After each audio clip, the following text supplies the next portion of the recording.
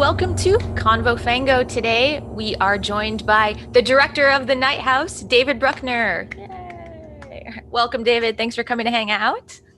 Pleasure. So the first thing I have to confess this to you, I was so fucking scared watching this.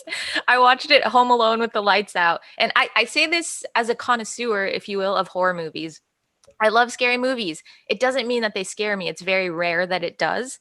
But this, I felt like I was like 10 years old again. I didn't want to go to my bedroom to like put away my laundry afterwards. Like I was just sitting on my couch with the lights on and I was like, I'm not walking into the hallway. I'm not going to the bathroom. I'm not going to the bedroom. So there you go. That's wonderful to hear. Yeah. Thank you for saying that. Yeah. Thank you for maybe traumatizing me a little bit. I don't know. Mm-hmm. Yet to see. So without any spoilers, can you tell us a little bit about what the Night House is about?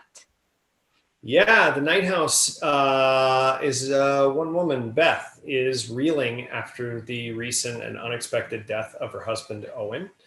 The rug has been pulled out from under her feet. He has parked a boat out on the middle of a lake and has taken his own life with a gun that she didn't even know that he owned.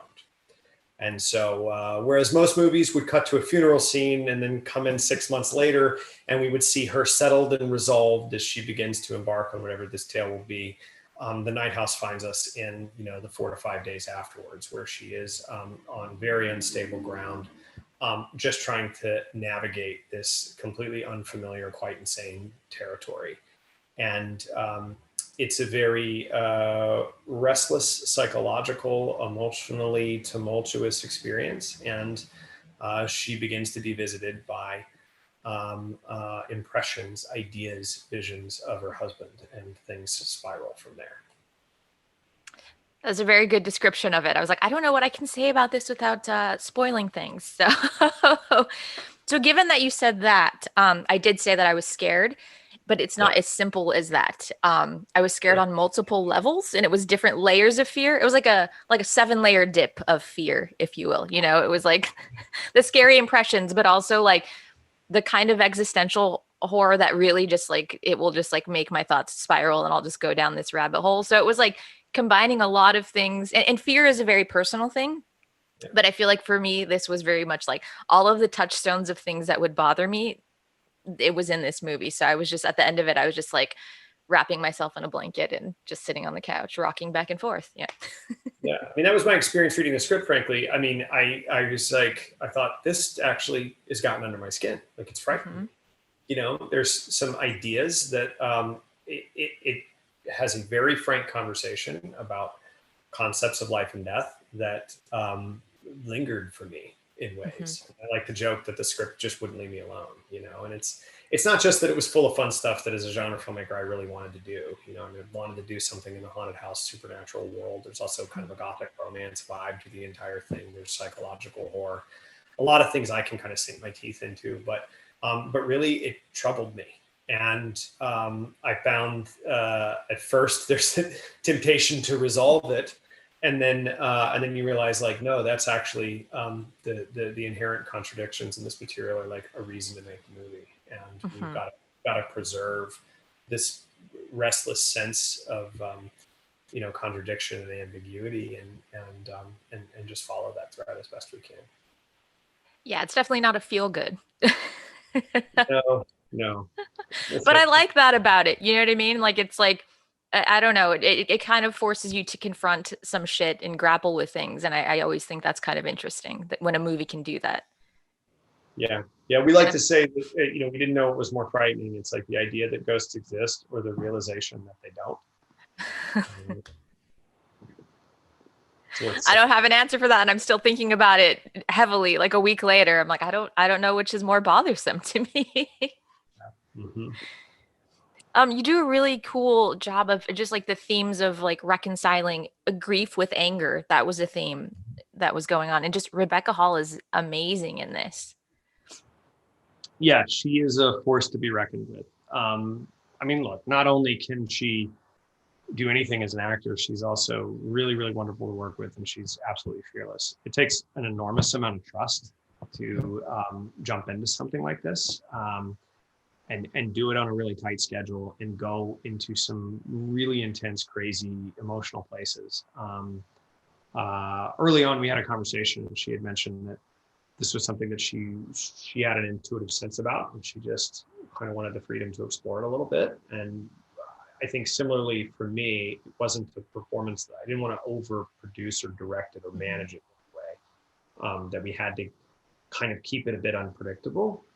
In some ways, I feel like, in a lot of movies, you're trying to put the audience directly in the shoes of the protagonist, but Beth has seen things that none of us have seen. Mm-hmm. And in some ways, she's out on a limb in a way that we are not. And she's going at the horror because she is driven more by the questions that she has about why her husband did what he did than she is about self-preservation. So you've got this like frank, confrontational, kind of funny protagonist who is really, really out on a limb. And sometimes I felt my perspective as a filmmaker, and perhaps the audiences, I don't know, like I wasn't able to fill her shoes. It was more like I was watching someone that I care about teeter on the edge of a cliff. Mm-hmm. And there's a kind of culpability that emerges from the audience perspective if that works. And so working with Rebecca, it was like she was going to go into some crazy places, and I just had to pull back the filmmaking apparatus a little bit and just make room for her. And so I didn't always know what she was going to do. And sometimes, my job is to just get out of the way and put a lens on it and let the actor have an experience. Well, it works very well in this. It's super raw. Her performance is very vulnerable, but she very much feels like an open wound. You know what I mean? And you're right. Now that I think about it, I didn't feel like I was in her shoes. I was actually more relating to like her friends who are watching her and want to help her. But it's like, I don't like, what do I do? Like you want to, but what does one do in that situation? Yeah.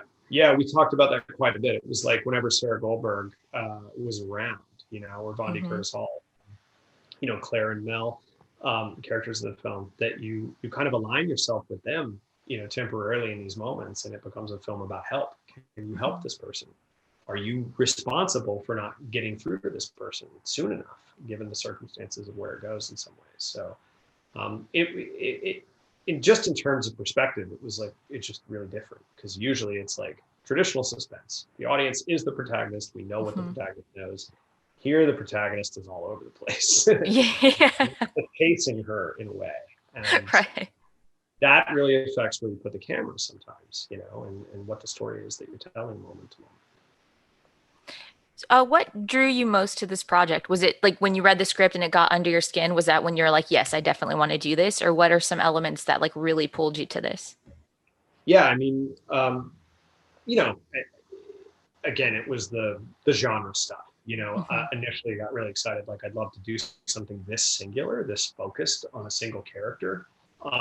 Really get to fine tune stuff around her journey and the journey of this like location and everything that it represents.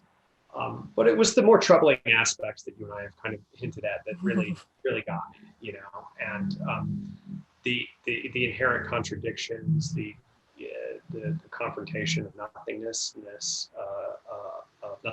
and meaninglessness that just frightened me. And I felt like that's probably a reason to go make this movie. And I was very lucky to find the right people to help us do it. I love it. Amazing. The location is quite beautiful. And I think that's kind of a weird, it was another unsettling element, I think, for me, like subconsciously, because it's a really gorgeous location, beautiful house, and quite modern. And then you're dealing with like these haunted house elements and elements of, like you said, like a gothic romance, like haunting type of thing, So it's like those two things mashed up. I was like, ooh, that's uncomfortable as well. Yeah. It's also the inverse of all of that. So It's like if the house is a vision of the marriage, there's something idyllic about it, there's also a weird, almost patriarchal undercurrent, the idea that he built the house, that mm-hmm. the recently deceased husband had constructed this as a means to manage the relationship in some ways. And so in some ways the film is about realizing that you didn't know somebody as well as you thought you knew them, and venturing across the lake might show you an inverted, distorted vision of what you previously understood your world to be. And I just think backward stuff is scary. I can't explain why. Um, we called it mirror logic in the film on the set, and it was it was fun to play with. It is scary. The backwards and inversions, there's something about it. I don't know if everyone's brain is wired to like, ooh, that is, I feel unsettled and uncomfortable. But even looking at like a mirror image of yourself or an image that is flipped, that is not the way that you're used to looking at yourself in the mirror, and it looks off, and something about it is just inherently weird. So anytime playing with kind of inversions and things like that, it's just instantly for me unsettling. And there's a lot of inversion play in this film. I used to have this thing when I was a kid where it was almost like I had two versions in my head of different spaces around my house and like my backyard in particular. I just imagine now that it was like I had built one construct of my backyard in my head, and then there was another one, you know. And so every time I'm standing in the backyard, I was like, I'm either in A or I'm in B, and A felt warmer than B. B felt Mhm. colder and scarier. You know, it was just the idea that you could be in the same space, but there's something wrong with it. You know, that there's Uh-huh. like an uneasiness to it. Some of that's just the way the geography plays out, and I don't know. That's a weird little tidbit from my youth, but it was something I actually talked about quite a bit on sets. It's like it's the bad version of New York. It's the bad version of your living room. Like, what does that feel like? So basically, you were born to make this movie because I mean, I didn't have that Yeah, experience in my backyard as a kid. And basically, what you just described, I'm like, oh, okay. So, yeah. I was an anxious little guy. So oh, neurotic little 7-year old. Well, it lends itself to your career pretty well because it manifests in this movie in some really amazingly anxious ways. yeah, for sure. It's all popping up in strange ways here and there, but yeah, I think another one we talked about was changing spaces. Was the Mm. idea that you could train the audience subconsciously to a geography, and then you could alter stuff in small ways, which is really fun. I would say some of that maybe even goes unnoticed, you know. So Mhm. I haven't been able to break down so much how much people are recognizing that stuff throughout. I mean, there were entire rooms. I don't want to give away too much. We changed things to Yeah. see if you would detect it consciously or subconsciously. Yeah, I feel like there's probably some that I detected consciously. And then I'm wondering also, I'm sure there are ones that I maybe didn't consciously detect, but I was probably unsettled anyway, and just it was like subconsciously having an effect. That's the hope, at least.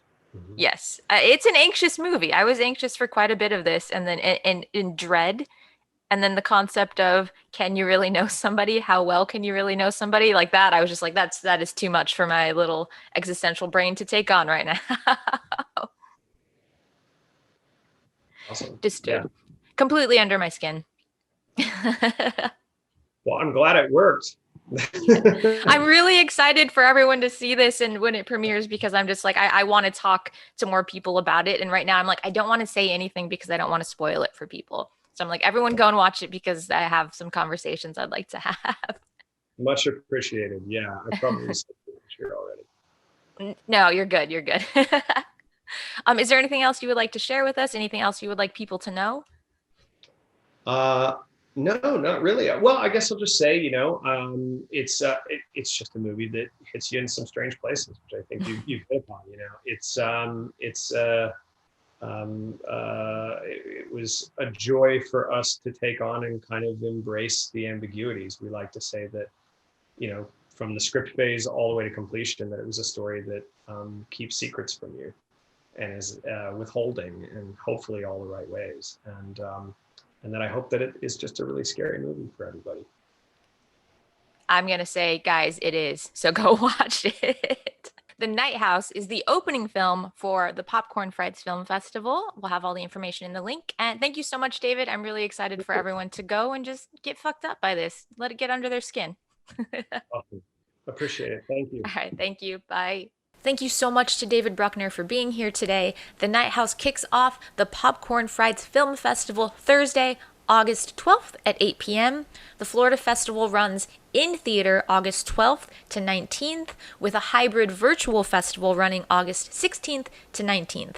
There's a special screening of Friday the 13th, Part 6, Jason Lives on Friday the 13th. In addition to the Night House, the festival also has the beta test, the last matinee, Howling Village, and tons more cool features, in addition to a lot of cool shorts blocks. Go to fangoria.com for more information and a full list of all the films.